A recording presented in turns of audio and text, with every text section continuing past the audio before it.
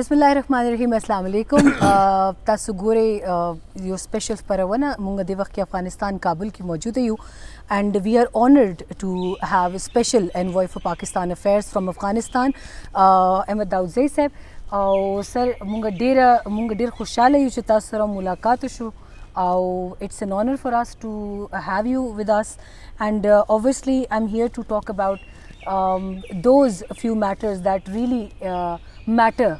They are a matter of they are matters of importance between people of Pakistan and Afghanistan.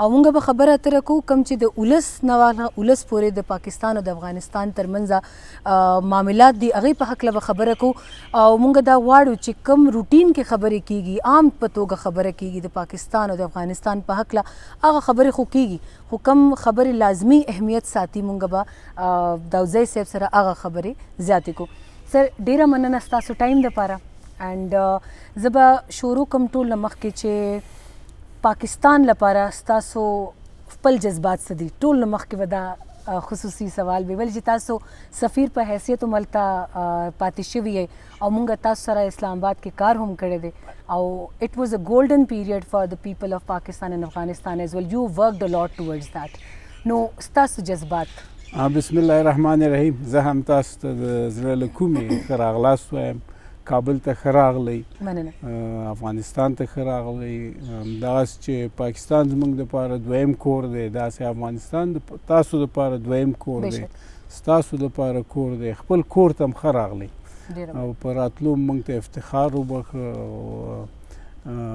दागतल रातल चे चुमरे deer she ज़मंग उस्ताद द्वाड़ू मुल्कुन तरमेंस बमीना मोहब्बत ډیر شي مشکلات چې څپاتي هغه به حل شي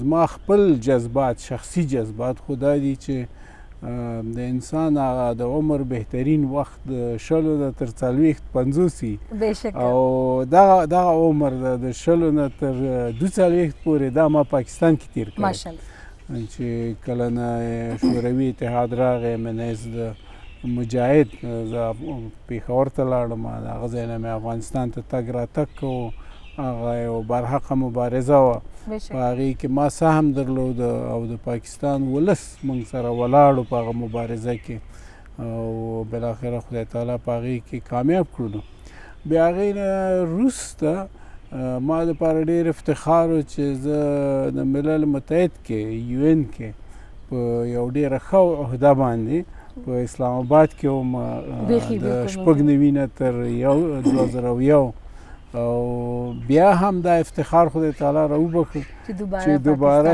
سفیر شوم 2011 نه تر 2014 پورې یعنی په پاکستان کې په اسلام آباد کې په پیښور کې ما هیڅ وخت د بیګانه‌توب احساس نه دی کړی نه د فرهنګ د لحاظه نه د ژبې د لحاظه نه د محبت د لحاظه پاکستان یو د دوه درې داسې ملکونو دی دنیا کې چې زه پیژندلی یم چې افغان یم او ما په تنده کې یو خوښي لیدلې ده او ښه راغلاست یې راته ویلي دي نو دا احساسو دپاره د دې احساس دغه ښه اړخونو دپاره ما سره الفاظ نشته چې زه یې تشریح کړم.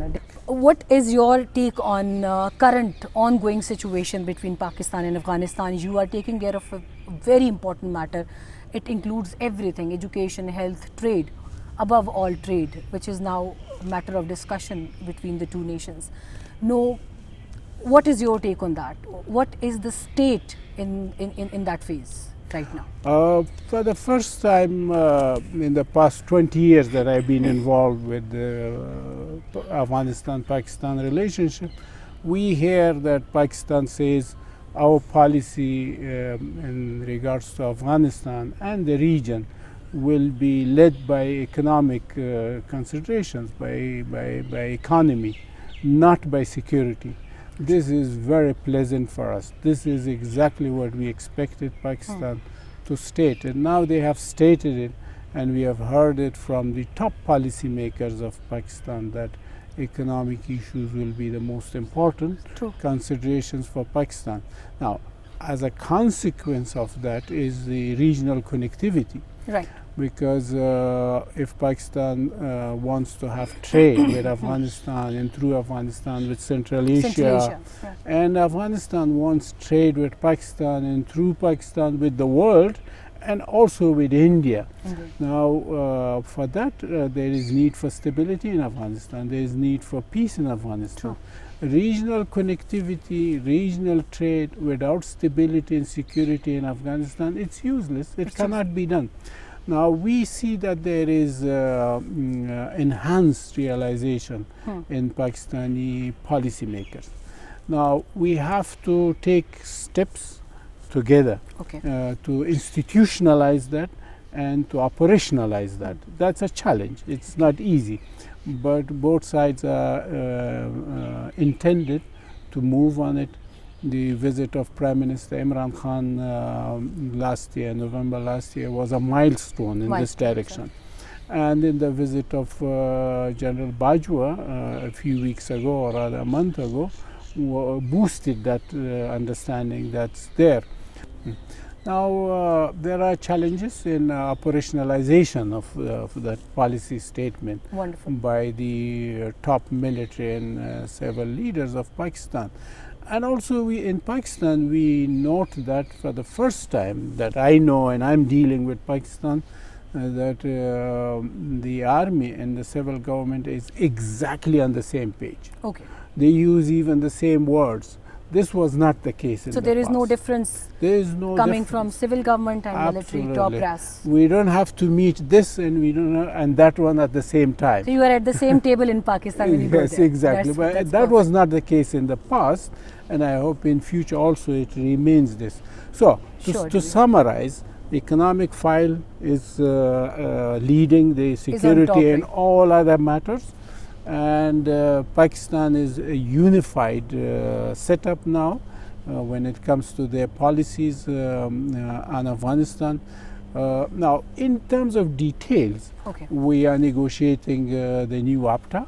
Although the old one is extended for 6 months, which is good, that's okay, because doing something in a hurry which doesn't work is not good. We should take time. And it should be resolved from the grassroots. Exactly, from the grassroots, involve the private sector to have they have their say in that, and then finally we would sign it, and then we are also negotiating agreements on refugee return and reintegration. Although the refugees, until they are in Pakistan, their strategy is now very different. Their conditions are very different. For the first time they get their e-card, which they never had that, and for the first time they are entitled to have a bank account, to have a driving license and many other privileges. And it seems insurance very pleasant also. In hearing that. Absolutely, so they are very happy. Beside that, for refugees, they have more access to higher education than ever before.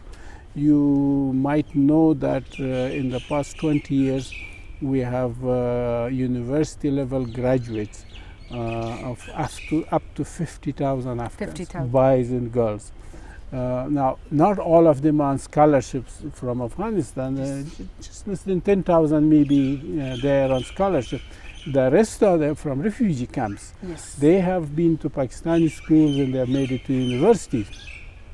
And then another positive dimension of that is if we consider the ratio of Afghan student graduates from elsewhere in the world, the Pakistani in terms of numbers is high, but more so in terms of the field they study. We have the highest number of doctors and engineers graduated from Pakistan. That's very good. In Iran, we may have something like close to 100 graduates in the past 40 years. But hardly one or two engineers you find amongst them, or doctors. While here in Pakistan, even now, if you go to any hospital in Kabul, most of their doctors are graduates. And we are really proud of them. We are really proud of them, no doubt about it. Absolutely. So, I mean, on the positive side, there is a lot. There is. On the sides that I don't call them the negative side, on the remaining issues. But of course, we would like to hear about them as well. On the remaining issues that we need to look into that, and we need to make progress.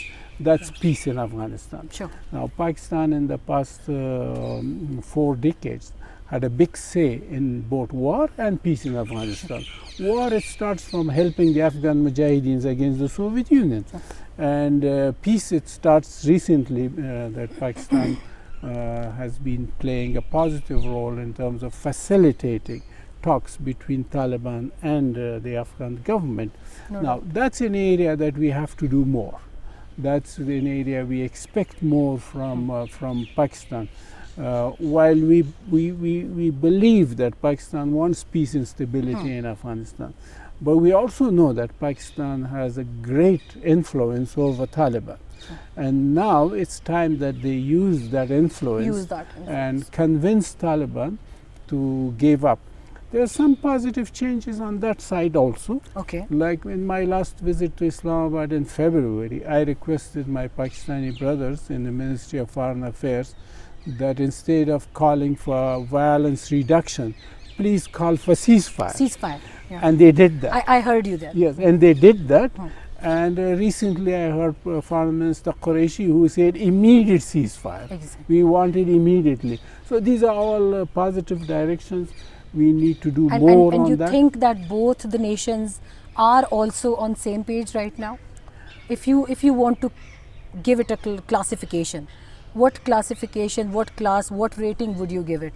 Like, we are going to do more about it, and till 10 out of 10, 7 out of 10, how do you rate it? I think we have crossed 5. Okay. From 1 to 10, we have crossed 5 in and terms of cooperation cooperation in the area of peace. That's the area. In the area of trade and other areas, we have done a lot more. A lot more. A lot more. But in the area of peace, we are crossing 5. I think the way things are moving now, if it continues, I'm very optimistic that before the end of the current year, 2021, we might see tangible progress, tangible result. We do hope so. When it comes to intra-Afghan dialogue and peace process, both the things, do you really think that something is there which is overshadowing intra-Afghan dialogue? Because we are paying more attention to peace process with the other stakeholders, but don't you think intra-Afghan dialogue is the thing that should be given most kind of importance? This should be resolved first, and then we should go out to talk about peace process in the other countries. I think so. I think we are at that stage that we should give it top priority. Exactly. And that's because before September 11, the US presence in Afghanistan will come to 0. That's what Taliban wanted. That was their excuse for the continuation of fighting. Now, because that's coming to an end, we should take it as an opportunity. That before September arrives, that meaningful dialogue has started, and we must have made the significant progress.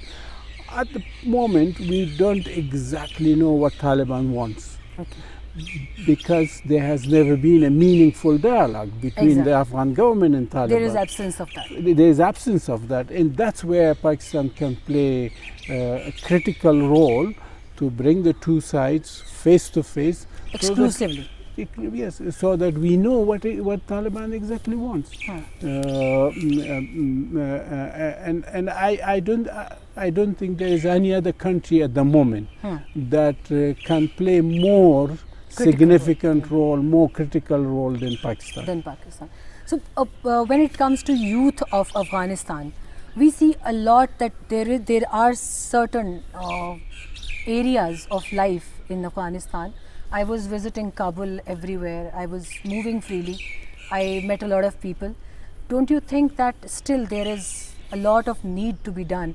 And where do you see Pakistan's role in filling those gaps as your immediate neighbor, which is I think the only neighbor which shares cultural, traditional, language and linguistic and every kind of ties. So where do you see Pakistan's significant role in filling those development gaps that needs to be brought in Kabul or elsewhere in Afghanistan? Yes, you know, we are a young nation. Our youths are majority because of the war. Their parents are killed. Around 75. Yes, around 75%. Yes. And so luckily, we have crossed the threshold of 1.5 million university graduates. So if our population is 30 million plus, let's say 33 million or maximum 35 million, then 1 in every 25 Afghans is a university graduate now. And that's in the past 20 years. Because before that, there was a huge gap of that.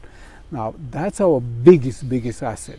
We might have minerals, we might have gas, we might have lithium. These are nothing compared to our youth. A young generation. A young generation, educated young generation. Yes. Now, Pakistan has played a key role, a critical role in their education. Now, to offer them a good future, we expect Pakistan to also play a critical role, a key role. As one memory that I want to mention to you, sure, sometimes back I was in my car and I was listening to Radio Azadi, and a lady called and she was speaking in Urdu, and the man said, are you a Pakistani? Are you calling? She said, no, I'm Afghan. She said, where are you calling from? She said, I'm calling from Baghlan. It's because she was so fluent in Urdu that the man said, he couldn't recognize the nationality. Yes. And then she said, I'm born and raised in Pakistan and educated in Pakistan. I'm back in Baghlan. I have a good job. I just wanted to show you that where I originate in terms of education and in terms of feeling. So, I mean, the youths have that kind of feeling. And that feeling has expectations also. So, they expect Pakistan to give them value, to give them opportunity. In the past, obviously, mistakes were made. Because in the past, Pakistan thought that maybe Taliban or Talibanization may safeguard their interest in Afghanistan. I think now the youths are trying to prove to them that, no, we recognize your legitimate interest. And we want to offer our help, but you also need to offer your help for us to live in peace and harmony, and we need to have a situation where we can apply what we have learned for the benefit of Afghanistan and the region. That's very true. And apart from education, what other fields are you see that we can play a pivotal role in bringing not just peace but development, sustainability and stability in Afghanistan? There is a lot, but more specifically economic. For instance, let's take example of investment.